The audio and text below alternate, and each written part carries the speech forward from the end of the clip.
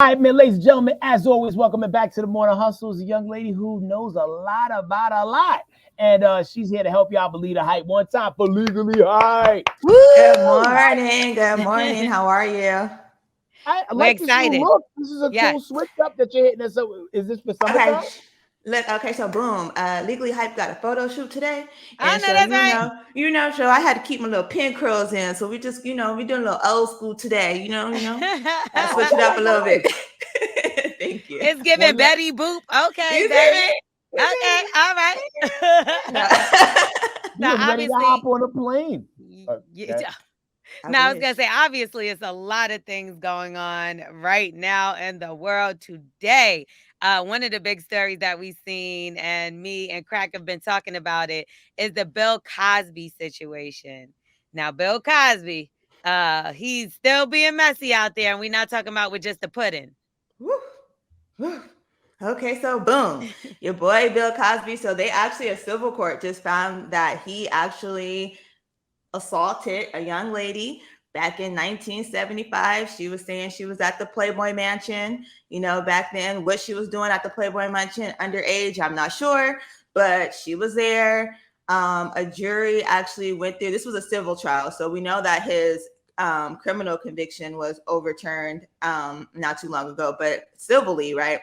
The statute of limitations are a little bit different. So she's going to get about $500,000 from what Woo! I see. Yeah, because she's saying that Bill Cosby touched her inappropriately when she was underage at the Playboy Mansion back in the day. And Wow. there's So, like, 50 when was women. like the first, like, like, did she bring this up in prior years and it's just now going to trial? Because some people would be like, hey, why did you wait so long? Yeah. So okay. So boom. So I know he had like 50 allegations that Yes. are pending against him. I'm gonna be 100% with you. I'm not sure if she was one of them 50 because when it comes to the criminal trial, the statute of limitations are different, right? Now you gotta think, oh girl, she like 60 some years old now. But she's definitely one of the main people in the civil case. And that jury, they said, yep, they had a questionnaire, right, that they have to go through. And one of the questions is like, well, was she underage when you met her? The jury has to decide yes or no. So they obviously decided yes. And then was she touched inappropriately, or was there some sort of like sexual contact that happened that would have made someone feel uncomfortable in that space? The jury had to decide yes in order for him to be found liable. So yeah. It's weird because I feel like we're seeing this a lot. We just seen this with Deshaun Watson as well, who settled outside and did they all had civil cases against him. He settled with 20 women. My thing is, if you're found guilty enough to have to pay money, and I don't understand this when it comes to the police shootings and stuff. If you're Mhm. guilty enough to be found liable to pay this money, why are you not guilty enough for a crime? Like I don't understand. So it's different, right? So when it's a criminal trial, it's beyond a reasonable doubt. If you go to a jury, when it's a civil case, then it's the preponderance of the evidence, which means more than 50%, if I'm not mistaken, of the jury have to say, like, yeah, they did this. So you don't need Okay. all 12 jurors to decide, like, this is the case, right? In Mhm. a criminal trial, you do. Also, when you settle, that doesn't necessarily mean you're guilty. What it means is the evidence is probably a little wishy-washy on both sides, and this can Mhm. go either way. And so the parties are just going to come together and come to an agreement. 9 times out of 10, because you want to save your brand, right? You don't Mhm. want to go through this lengthy trial. And then True. also, if you're a victim, a lot of stuff could come out about your past, your background, and things of that nature Mm. that might, wash the case a little bit. And so, usually, when you settle out of court for these type of cases, it's because both sides may or may not have a case, but then there's some stuff that like we don't really want our brand attached to that. So let's see if we can come to an agreement. Now, Right. legally hype, it does seem a little ass backwards that there's no statute of limitations on a civil trial, but the criminal trial, there is a statute of limitations on which you can do that. Like, a crime is a crime is a crime, and if you did some wrong, you should do the time. And like, same thing with like your benefits and rewards on a program you maybe have signed up for. These things expire. So why is it that the legal system is set it up in this way to where it's in reverse? So the statute of limitations is just different when it comes to civil and criminal. But the reality is you're going to have to ask your forefathers who came up with these rules and these laws, right? Because that's We how got they to make did some it. amendments to these rules. They're ridiculous. Well, we've been talking about that for a while, right? Like a lot of these laws and rules are very antiquated. They're very Yes. old school. Yes. They made sense at the time that they were established, perhaps, but you got to think the people who wrote them weren't thinking that far ahead, right? And it was a different mindset back then. You got to think about who were the intended victims at the time, who were the intended criminals at the time, right? Like the laws worked the way they were supposed to work during that time frame. Now we're in a different space where we're seeing things move differently. Communication is different. Access to people and how people move are different, right? Like we integrating a little bit more differently than we used to back in the day. So you have to take all that into consideration when you think about the statute of limitations on a criminal and a civil case. So yeah, talk to your senators and your congressmen and all them. And that's why we need to be out there voting. Another thing that we've been seeing in the news is obviously something that greatly affected the hip hop community, the community as a whole. That's Nipsey Hussle. So his murder trial is going on right now with EricHolder, who is the murderer in question. Well, not really in question, allegedly. Right. Okay. So, what can we say about the people that are testifying against Nipsey right now, and what can we see? Can we see justice in this situation? Okay, so boom. So with this case, it's a little complicated, right? Because you got to think that it's some street stuff going on, right? And so I'm from Los Angeles. I know how it gets down. Where the rules on the streets is you don't go testify, victim or not. So one of the issues that we have in this trial is that some of the victims are like, I ain't got nothing to say. Like you gonna have to prove what you prove, however you prove it. You got cameras, if you got other people that want to say something, but a lot of the people who are either from 60s or associated with that, neighborhood or that association, they're like, well, I'm not speaking on nothing. I don't work with the police, so it is what it is. So you do have that. However, the defense is that it's a heat of passion crime, right? And so basically what the defense is saying is like, well, he didn't have enough cooling off period, right? That 6 to 9 minutes, whatever that time frame was not enough time for EricHolder, who is the defendant in the case, to cool off from when Nipsey Hussle said, like, you're a snitch, right? And so that, in my opinion, that is a very hard defense. Yeah. When you're facing a first degree murder on top of 2 attempted murders, right? That's very hard to prove that 9 minutes from you walking away from the scene, going to get something to eat, getting in the car, talking to the girl who was driving, you grab 2 guns, you got to load 2 guns, they put it on, what kind of gun you got to cock it. That's a lot of time when you look at 9 minutes. Exactly. So that is their defense right now. And the other thing is too, a lot of people did cooperate, right? Before they got to trial, a lot of people had some things to say. There is more evidence other than people's testimony. So, you can see a victim and see some of these victims were harmed, pretty bad. Obviously Nipsey Hussle, he is deceased at this time, but some of the victims that were potentially shot, there are photographs of their injuries, right? Like there is proof that they have the injuries that they have.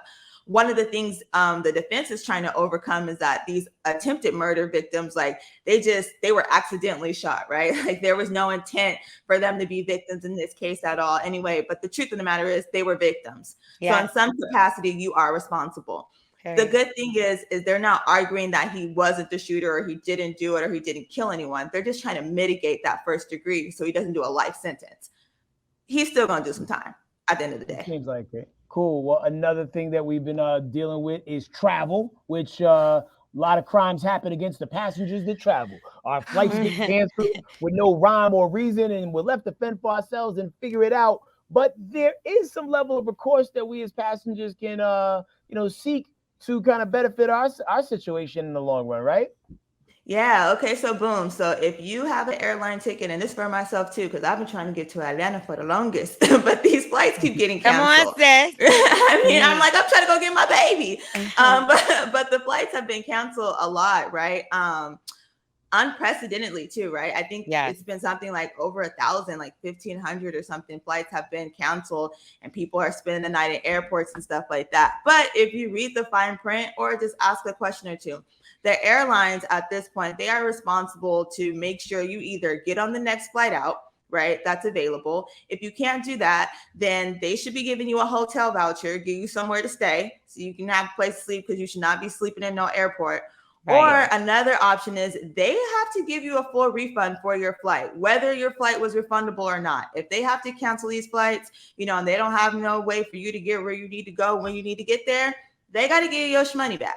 But what about, somebody told me something about the weather. Now they said, like, if there is weather involved, that there's nothing you can do. Is that true? Read the fine print, right? Yeah. It's going to depend on the airline. That they're going to differ in what their rules and regulations are. But there's a lot of things that are contributing to why these flights are delayed. So yeah, one is weather, right? Another one is they're short staffed. Very short. Like, a lot of people quit during the pandemic and got fired. A lot of people got fired. A lot of people are not coming back to their job. They like, I'm done with this. Y'all not treating us right. I'm cool. I'm working for 15 cents, and I should be getting $1. So that goes into it. And these pilots are like, we're working more overtime than we have ever worked before, right? I don't know about you, but I'm not trying to be on no flight with no sleepy pilot. Me either. I would tolerate like the pilot from Flight, but that's pretty about as adventurous as I would. Not me. Now you got to think. If they say driving, oh my bad, I didn't mean to cut you off, but I'm just saying, when they say if you driving sleepy is the same as driving drunk, you don't need to be flying. If you sleepy, if you ain't have no sleep and you done went from coast to coast, that is not safe. So scary. Now, but you can bring me a drink. What's the length of time that you have to wait to get your refund? Is it like a 6 to 8 weeks thing or 10 business days? Because sometimes people need to flip that flight quickly. Yeah, no, you know what? You're going to have to check with the airline on that, because every airline's policy is going to be different with regard to that. I'm not 100% sure what that looks like. You normally have at least like 30 days, stuff like that. I'm thinking right now, a lot of these airlines, because they know what they're up against, right? They're going to be getting fines if they don't get this together. The person who's over travel, I forgot what his position is. Buttigieg, what's his name? Buddha something. Buddha something, whatever, Buddha, right? Buddha, right? He's over it, and he has said, like, if y'all don't get it together, figure it out, start hiring more people, in time, especially for the holiday, y'all are going to get these fines. So I'm pretty sure if you make enough noise, one of these airlines going to get you your money or get you a refund or something as soon as possible. But also remember, they probably not going to hand you no cash. They probably going to be like, oh, we need to send you a check or send you a Visa gift card or something like that. Delta gave me back some of my credit. And of course, it's in Delta points, or it'll be in Delta money, or they gave me vouchers for meals and things like that. But you can't use it outside of anything. So it doesn't really matter. And Delta is the worst one right now. Oh, trust me. I know. And I love Delta, but me too. Yeah, they've been messing me up lately, child. But they need to pay. I mean, I had to pay. I had to lose out for things, so they should as well. I didn't play for flights that I couldn't get on, and they kept my money. So if you can't get me on a flight, run me my money. Hey, they make you miss, you make them pay. It's what it exactly. is. Legally Hype. Appreciate you as always. If people want to tap into the energy throughout the week and all the things you got popping on social media and Revolt, where can they go?